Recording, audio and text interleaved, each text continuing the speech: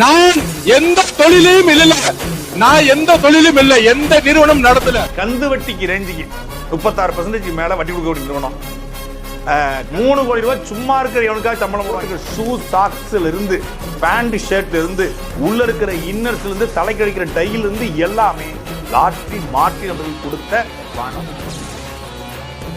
அனைவருக்கும் வணக்கம். நேற்று தமிழ்நாடு அரசினுடைய நிதிநிலை அறிக்கை தொடர்பான சட்டமன்ற விவாதத்தில் தமிழக நெடுஞ்சாலைத்துறை மற்றும் விளையாட்டுத்துறை அமைச்சர் திரு ஆதவர்ஜுனா பேசிய பதில்கள் சமூக வலைதளங்களில் வைரலாக மாறிக்கொண்டிருக்கிறது. அவர் கேட்டிருக்காரு, திமுக கட்சிக்காரர்களுக்கு சாராய ஆலை இல்லையா, ஏன் திமுக பாராளுமன்ற உறுப்பினருக்கே சாராய ஆலை இல்லையா அப்படிங்கிற கேள்வியை எழுப்பியிருக்காரு. அதுக்கு அந்த பக்கம் இருந்து, ஏன் உங்களுக்கு லாட்ரி வியாபாரம் இல்லையா அப்படின்னு அவங்க கேட்க, அந்த லாட்ரி வியாபாரத்தை காசுல நீங்க 900 கோடி ரூபாய்க்கு மேல வாங்கலையா அப்படின்னு அவர் கேட்க, இல்ல அது உங்க மாமனார் தான் கொடுத்தாரு, அவர்கிட்ட போய் கேளுங்கன்னு அவர் சொல்ல, அது உங்க அப்பா கிட்ட தான் கொடுத்தாரு, நீங்க வீட்டில் போய் கேளுங்க இவர் சொல்ல, இப்படின்னு காரசாரமான விவாதம் போயிட்டு இருக்கும்போது திடீர்னு ஒரு வார்த்தையை விட்டாரு ஆதவர்ஜுனா. உண்மையிலே நான் லைட்டா ஷேக் ஆயிட்டேன். என்ன அப்படின்னா, எனக்கு எந்த தொழில்களும் கிடையாது, எந்த நிறுவனமும் கிடையாது அப்படிங்கிற ஒரு வார்த்தையை சட்டசபையில் வைத்து சட்டப்பேரவை தலைவர் முன்பு, தமிழக சட்டமன்ற உறுப்பினர்கள் முன்பு மரியாதைக்குரிய நெடுஞ்சாலைத்துறை அமைச்சர் ஆதவர்ஜுனா சொல்லியிருக்கார், எனக்கு எந்த தொழிலும் கிடையாது, நான் எந்த தொழிலும் செய்யல அப்படின்னு சொல்லியிருக்கார். எந்த தொழிலுமே இல்லாத ஆதவர்ஜுனா அவர்கள் கிட்டத்தட்ட 600 கோடி ரூபாய்க்கு மேல சொத்து மதிப்பு காட்டியிருக்காரு. எனக்கு அந்த வித்தைகளை கொஞ்சம் கற்றுக் கொடுத்தால், என்னை போல இளம் தொழிலதிபர்கள், இளம் ஆண்டர்பிரனர்ஸ் நாங்களும் எந்த தொழிலும் செய்யாம இந்த ஒரு 500 கோடி ரூபா 600 கோடி ரூபா சம்பாதிப்பிற்கான வழியை சொன்னா அவர் தான் சொல்றாப்ல, எனக்கு எந்த தொழிலுமே இல்லைங்க அப்படிங்கிறாரு. நான் எந்த தொழிலையும் இல்ல, நான் எந்த தொழிலும் இல்ல, எந்த நிறுவனம் நடத்தல. தைரியம் இருந்தா ஏன் நடத்துறாங்கன்னு சொல்லுங்க. இல்ல, லாட்ரி தொழில் தான் இல்லைன்னு சொன்னாரு, எந்த தொழிலும் இல்லைன்னு சொல்லல.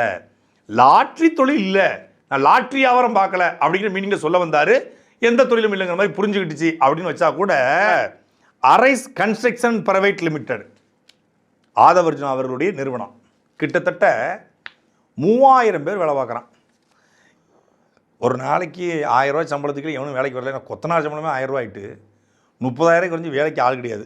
சரி 10,000 வச்சுக்கோ, நம்ம அவருக்கு கொஞ்சம் பார்த்து போடுவோம். அவருக்கு 3000 பேருக்கு 10,000 ரூபாய் சம்பளம் கொடுத்தா கூட, நான் வருமானத்தெல்லாம் பேசலை, ரெவென்யூலாம் பேசலை, இன்வெஸ்ட்மெண்ட்டையும் பேசலை, சம்பளம் மட்டும் 3000 பேர், அது கூகுளில் சர்ச் பண்ணி பார்த்தேன். 3000 பேருக்கு 10,000 ரூபா 3 கோடி ரூபா. ஒரு 3 கோடி ரூபா சும்மா இருக்கிற எவனுக்காக சம்பளம் போடுவாங்களா? நான் 3 கோடிங்கிறது 10,000 ரூபா கணக்கு பண்ணியிருக்கேன். 10,000 இந்த கம்பெனியில் எவனுமே வேலைக்கு இல்லை. அந்த அரைஸ் நிறுவனத்தை பற்றி நல்லா தெரியும். அது தமிழ்நாடு முழுக்க இருக்குது. மைக்ரோ ஃபைனான்ஸ் பண்ணக்கூடியது. கிட்டத்தட்ட கந்து வட்டிக்கு ரேஞ்சுக்கு 36% மேலே வட்டி கொடுக்கக்கூடிய நிறுவனம். ஆயிரக்கணக்கான ஊழியர்கள் வேலை பார்க்குறாங்க, கலெக்ஷன் ஏஜென்ட்ஸ் வேலை பார்க்குறாங்க. அஃபிஷியலாக சொல்லிக்கிறது 3000 பேர். 3000 பேருக்கு 10,000 வச்சா கூட 3 கோடி. 3 கோடி பேர் 3 கோடி ரூபாய்க்கு சம்பளம் மட்டும் போடுறாங்க அப்படின்னா மினிமமாக எத்தனை 1000 கோடிகளை அது கொண்டு வரும்? அது ஒரு பக்கமாக, இந்த நிறுவனத்தை ஆரம்பிப்பதற்கு ஒரு பணம் தேவைப்படும்ல. ஆதவர்ஜுனா அவர்கள் எளிய பின்னணின்னு சொன்னாங்க. நம்மளும் விசாரித்து பார்த்தால ஒரு வேலூர் மாவட்டத்தில் ஒரு சாதாரண பின்னணி தான், விவசாய குடும்பம் தான். தாய் இறந்து போகிறாங்க, கல்யாணி அவர்கள், அப்பா மட்டும்தான்.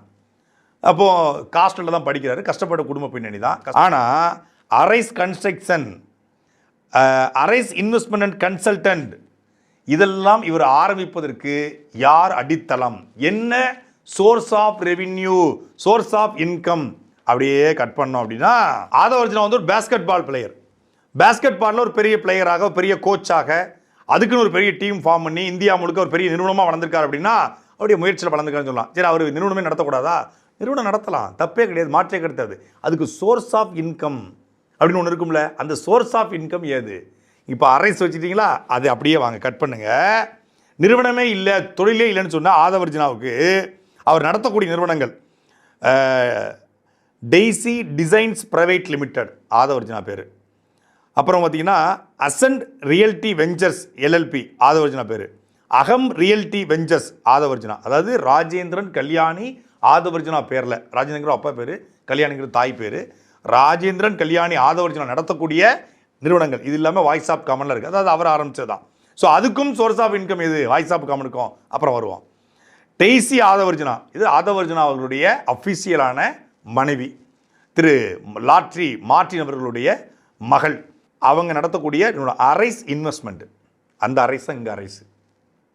And capital private limited, dominant skyscraper private limited, dominant towers and traders private limited, dominant housing developers private limited, Martin property developers private limited, Martin township developers private limited, Martin elite promoters private limited, Martin dwellers private limited, Martin hitech construction private limited, Martin real estate private limited, Martin Realcon private limited, Daisy merchandise private limited, Charles promoters private limited, Daisy designs private limited, எக்ஸ்பிளிட் towers and traders private limited, Explit promoters and agency private limited, Winfinity gaming private limited, Explit builders and agency private limited, Explit promoters and agency private limited, Zion city promoters and LLP, eminent dwellers LLP, அப்புறம் ambitious skyscrapers, bloom developers, ambitious township, elite developers, Oka township, western go agencies, அப்புறம் பார்த்தீங்கன்னா western go traders, western go dealers, magnetic Realcon, western go gaming traders, western go gaming solution, western கோ distributors. அல்லாவே காண்பை காத்து பார்த்து இப்படி பல்வேறு நிறுவனங்களை ஆதவர்ஜுனா அவர்களுடைய official மனைவி டெய்சி அவர் வைத்திருக்காங்க. டெய்சி ஆதவர்ஜுனாவுடைய மனைவி. டெய்சி அவர்களுடைய இவ்வளவு நிறுவனங்கள் இருக்கு. இது எல்லாத்துக்கும் சோர்ஸ் ஆஃப் இன்கம் என்ன? மார்டின் அவர்களுடைய மகளுக்கு மார்டின் அவர்கள் வைத்துக் கொடுத்த நிறுவனமாக வைத்துக் கொள்வோம். மார்டின் அவர்களுடைய பணம் எந்த பணம்? லாட்ரி பணம். லாட்ரி வியாபாரத்தால் வந்த பணத்தை தான் அவர் பல்வேறு வடிவங்களில் இன்வெஸ்ட்மெண்ட் பண்ணியிருக்காரு. இல்லை அவர் லீகலாக லாட்ரி பண்ணுறாரு, இந்தியாவுக்கு வரி கட்டுறாரு, ஒரு சிறந்த தொழிலதிபர் அப்படிங்கிறலாம் தாண்டி அந்த பணம் லாட்ரி பணம். இப்போ கேள்வி என்ன? நீங்கள் லாட்ரி வியாபாரம் பார்க்குறீங்களா இல்லையா? இப்போ லாட்ரியை நேரடியாக வியாபாரம் பண்ணால் என்ன, லாட்ரி வியாபாரத்தால் வந்த பணத்தில் தொழில் பண்ணால் என்ன? ரெண்டும் ஒன்று தானே. இதைத்தானே கேள்வி எழுப்புறாங்க. அதாவது கீழே விழுந்தாலும் மீசையில் மண்ணுட்டலங்கிற மாதிரி சட்டசபையில் வைத்து யாராவது தன்னுடைய மாமனார் கொடுத்த பணத்தில் தான் இவர் நிறுவனம் நடத்துகிறாரு, தன் மாமனார் கொடுத்த பணத்தில் தான் இவர் ரேஞ்ச் ரோவர் காரில் போகிறாரு, தன் மாமனார் கொடுத்த பணத்தில் தான் இவர் ஒயிட் பேண்ட்டும் பிளாக் ஷர்ட்டும் போட்டிருக்காரு, அவர் மாமனார் கொடுத்த பணத்தில் தான் இவர் என்னது கூலஸ் வாங்கி மாட்டுறாரு, அவர் மாமனார் வாங்கி கொடுத்த பணத்தில் தான் கையில் பேனா வச்சுக்கிட்டு உட்காந்து இன்டர்வியூ கொடுக்குறாரு, அவர் போட்டிருக்கிற ஷூ சாக்ஸில் இருந்து பேண்ட் ஷர்ட்ல இருந்து உள்ள இருக்கிற இன்னர்ஸ்ல இருந்து தலை கழிக்கிற டையிலிருந்து எல்லாமே லாட்ரி மார்டின் அவர்கள் கொடுத்த பணம் பணம் பணம்.